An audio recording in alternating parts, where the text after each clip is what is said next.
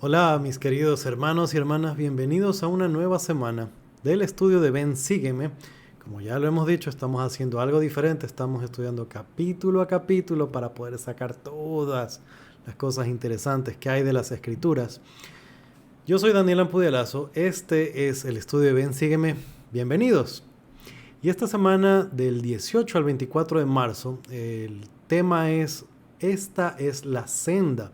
Y solamente hay 3 capítulos para esta semana, así que creo que vamos incluso a dividir algunos capítulos para los varios días. Segundo Nefi 31, 32 y 33. Y tengo particular emoción porque hay varias cosas aquí que están en mi ranking en el top de las escrituras del libro de Mormón, especialmente en el capítulo 32. Son enseñanzas muy sencillas, pero a la vez muy poderosas. Y quisiera, obviamente no vamos ahorita, en este momento, a hablar del 32.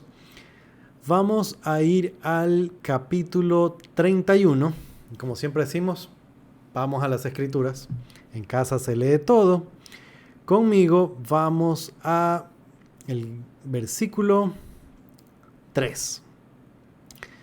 Dice: porque mi alma se deleita en la claridad, porque así es como el Señor Dios obra entre los hijos de los hombres, porque el Señor Dios ilumina el entendimiento, pues Él habla a los hombres de acuerdo con el idioma de ellos, para que entiendan. Estos 3 capítulos son el cierre de las enseñanzas de Nefi, de sus escritos. En adelante hay algunas cosas más, pero ya no son las palabras de Nefi. Y para este cierre volvemos a como más o menos como él empieza y como se ha mantenido durante toda su vida. Él ama la claridad, a él le gusta que la gente entienda y entienda con facilidad el evangelio. Y esto que hace aquí es, uno, decir que le gusta. Mi alma se deleita en la claridad, pero dos, explicar que esa es la forma en la que Dios explica las cosas también y es la forma en la que Él quiere enseñarnos. Cuando pasamos el estudio de Isaías, alguien podría pensar, bueno, si al Señor le gusta la claridad, ¿por qué Isaías es así? Y es bueno porque Nefi hizo la aclaración que Isaías era claro de entender para los judíos, porque era la forma de profetizar entre ellos. Y por asuntos culturales que nosotros ya no entendemos, no sabemos los nombres de las ciudades, ni de los reyes que había alrededor, ni las montañas, ni la situación geográfica. El hecho de no entender, de no saber estas cosas, hace que sea más difícil de entender. Pero Nefi lo hizo claro para nosotros con sus explicaciones.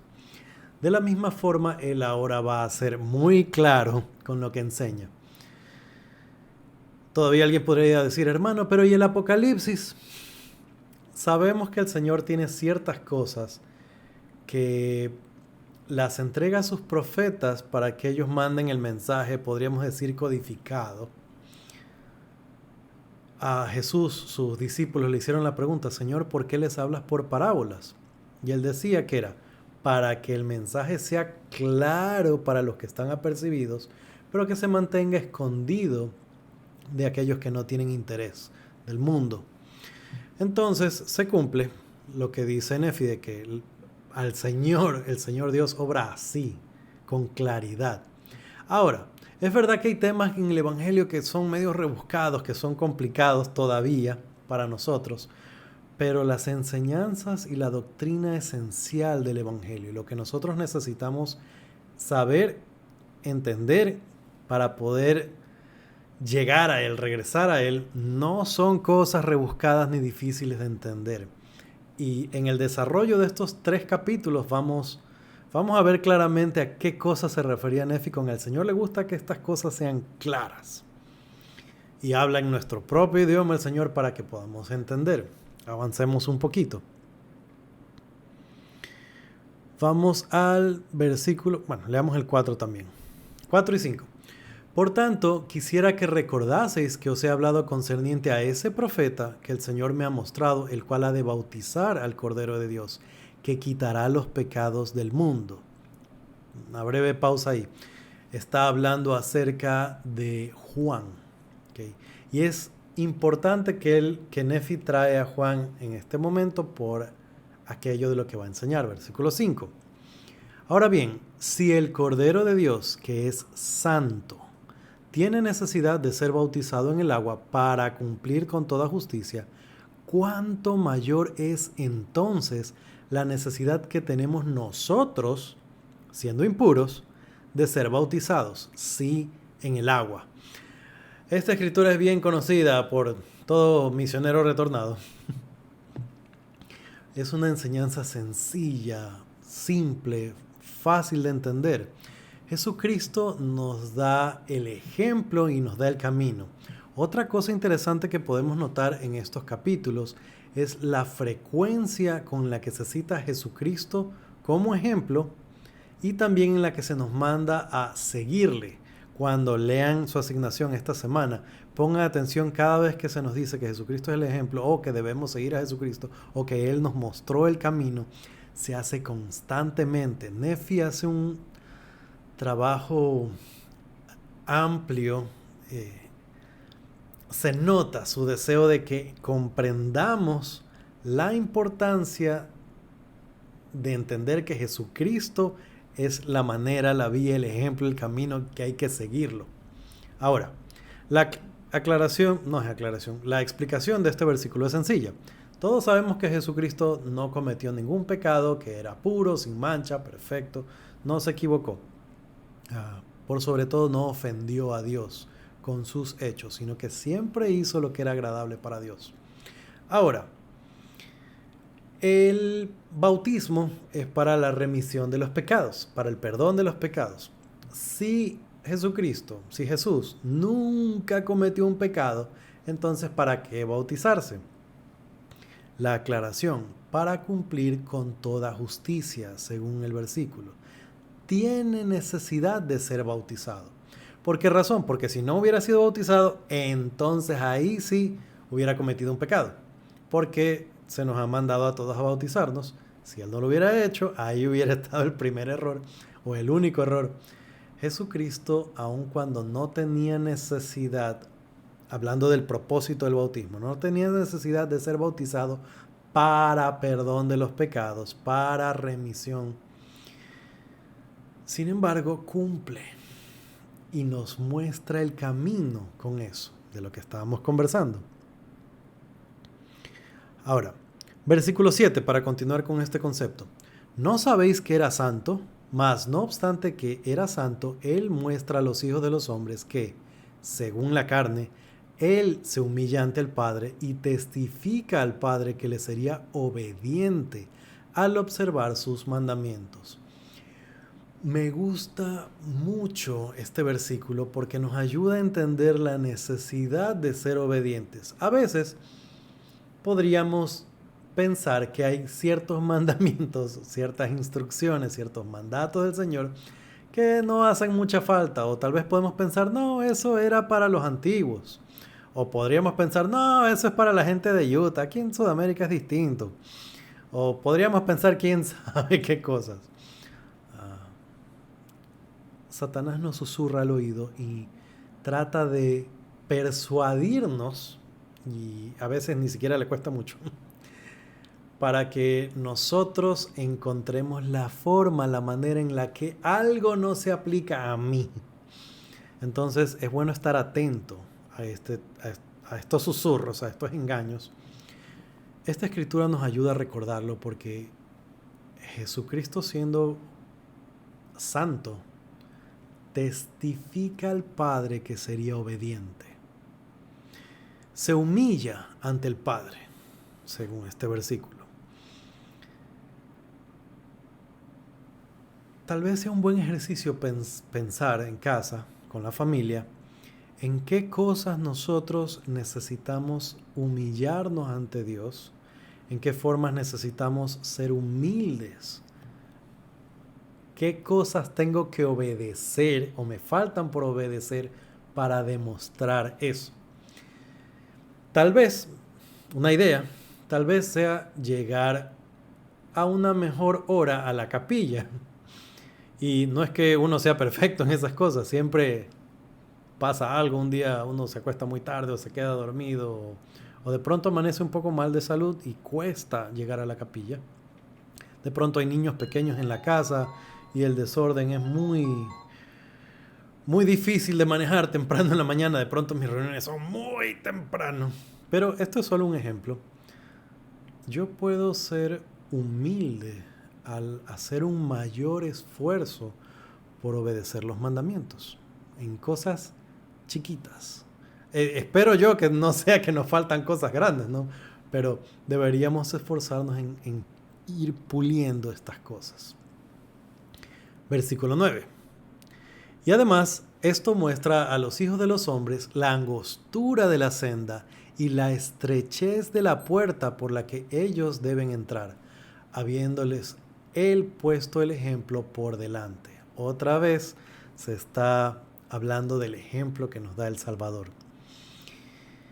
Fíjense que se da dos descripciones. Él muestra a los hijos de los hombres la angostura de la senda es el camino. ¿Okay? Si decimos que el bautismo es el inicio de nuestro camino de regreso a nuestro Padre Celestial, este camino es angostito, es una senda apretadita. Entonces, ustedes imagínense un pasillo bien cerradito. Ahora, ¿por qué se lo describe como angosta la senda? Yo no siento que es porque se cortan nuestras libertades, porque el Señor nos da albedrío y nosotros somos libres para escoger, para tomar decisiones. Y de hecho, mientras más fieles somos, más libres somos. Pero lo que sí podemos decir es que nosotros vamos por este camino derechito. Entonces es estrecho porque se supone que no tenemos que desviarnos. No tanto porque nos amarra o nos impide.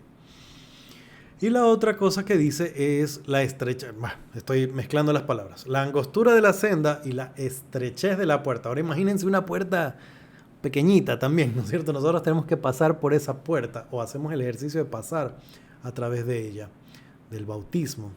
En el bautismo nosotros hacemos convenios, entonces hemos prometido que vamos a actuar de una manera. Cuando una persona se aleja de la iglesia, para mí es muy triste que dicen, pero es que yo ya no soy.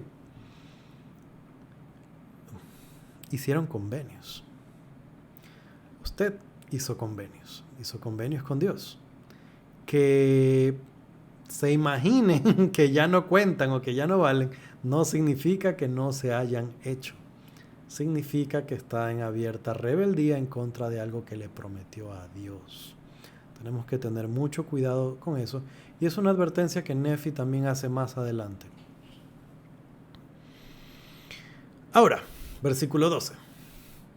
Y además vino a mí la voz del Hijo diciendo, a quien se bautice en mi nombre, el Padre dará el Espíritu Santo, como a mí. Por tanto, seguidme y haced las cosas que me habéis visto hacer. ¿Cómo me gusta esta escritura? Como les decía, Nefi pone énfasis porque él entiende que Jesucristo nos mostró la forma en la que tenemos que hacer las cosas. Él es nuestro ejemplo perfecto. Es Nefi el que testifica que escuchó la voz del Padre y que el Padre da esta promesa, el Padre Celestial, que al que se bautice le va a conferir el Espíritu Santo. Yo pienso, esta es una reflexión personal. Nosotros los miembros de la iglesia estamos muy acostumbrados a tener la compañía, la guía, el ánimo, el consuelo que viene del Espíritu Santo.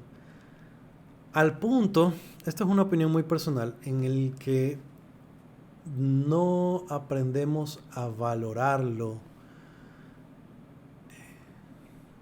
con todo lo que significa, con todo lo que es.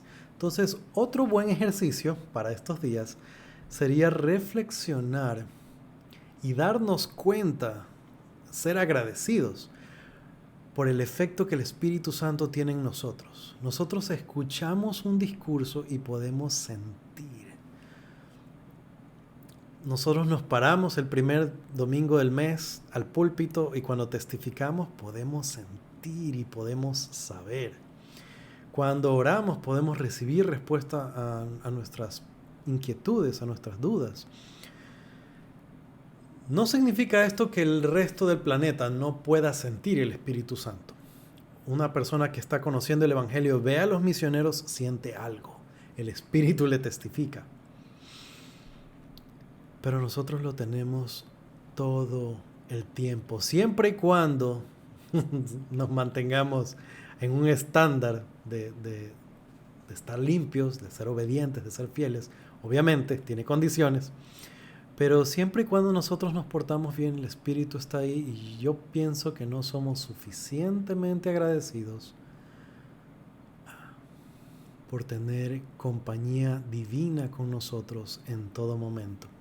Mis queridos hermanos y hermanas, solamente vamos a hablar hasta aquí de este capítulo. Como les dije, vamos a aprovechar para extraer muchas cosas porque tenemos toda la semana para hablar solamente de 3 capítulos y son lindos.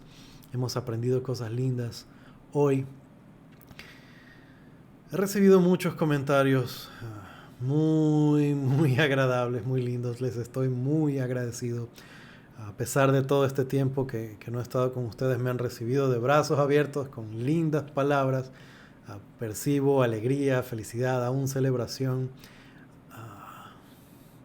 Me emociona y les estoy muy agradecido.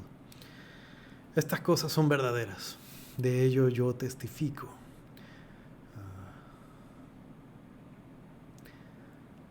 El maestro recibe este título por muy buenas razones. Hagamos nuestro esfuerzo en seguirle. Muy bien, mis queridos hermanos y hermanas, conmigo será hasta la próxima, o sea, hasta mañana, para terminar de estudiar este capítulo. Nos vemos en la segunda parte. Chao.